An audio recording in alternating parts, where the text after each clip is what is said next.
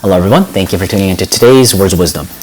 Today's was sent out on our emails on August 26th, but it was the one that I frequently use and I recently used. So I chose my own from this Kyoten, The Rebirth of Buddha. It's from page 89, and I quote, "True kindness will lead to true sadness. True kindness will lead to true sadness." Thank you, Lord God. Alright, so this section is called The Value of Kindness, and it's only just 2 pages, so I'd like to quote the whole section and then get into it in more details. And I quote, "The value of kindness. I have more to say about not being foolish. Foolish people often do not have kindness in their hearts. They are likely to live without knowing how important it is to have kindness in their hearts. Kindness means to make many people feel happy to be alive. Some people do not have such kindness, and instead live by nonchalantly pushing others away, making others obey them, making others fear and shrink before them, or making others kneel at their feet. These people must be aware of how mistakenly they have been living. The value of kindness is that it is the greatest proof to show that human beings are children of Buddha. To express this kindness, I sometimes use the word sadness. People living on earth, or fellow human beings living on earth, are in the midst of many sufferings. Many are living in suffering within the bondage of the physical body.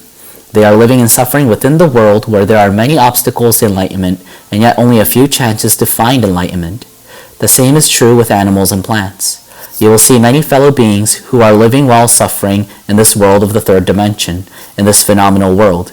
Looking at these fellow beings, do you not shed tears? If you do not, there is no kindness in your hearts.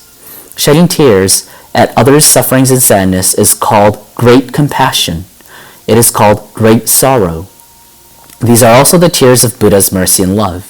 True kindness will lead to true sadness. When you look at the world full of sadness and see thorns stuck in people's bodies, why not think of removing those thorns for them? If a poisoned pin is stuck in people's hearts, why not try to remove it for them? O people, when people have lost the feelings of sadness, they become self-centered. They think only of themselves.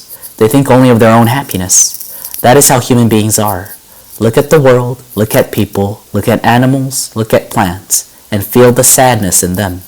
The sadness shall teach you what you must do now." Alright, when I first read this, it really touched my heart, where Master Okawa talks about great compassion and great sorrow. And this is actually the mercy and love of Buddha, meaning God.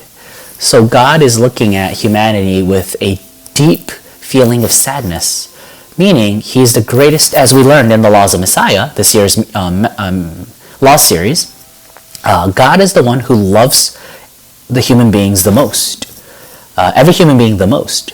So He loves us even more than our fathers, or more than our parents, more than our spouses. He loves each and every one of us the most, which means He has the greatest sorrow for us because He feels each and every one of our pains.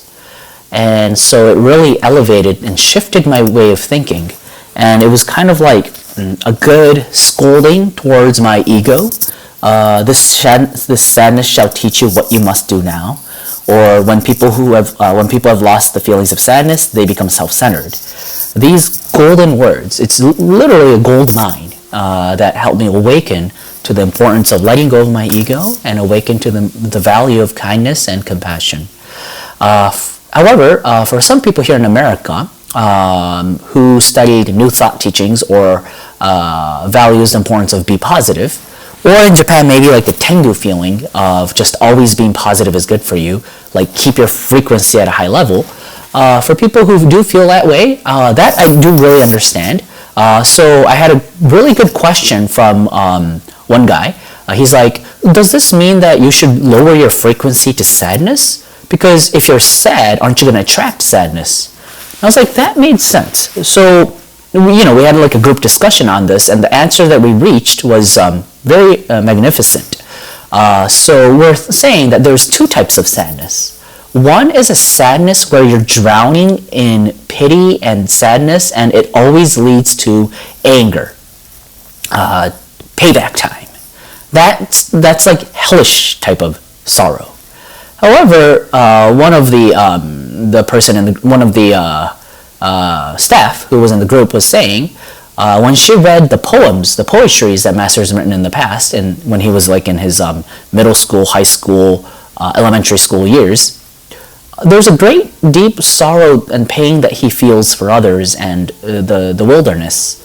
And she was saying that, however, that's not the sort of sadness where it leads to anger, but it's like, man, there's just only a few words to be able to explain this feeling, but what we said is it's a transparent sorrow or transparent sadness.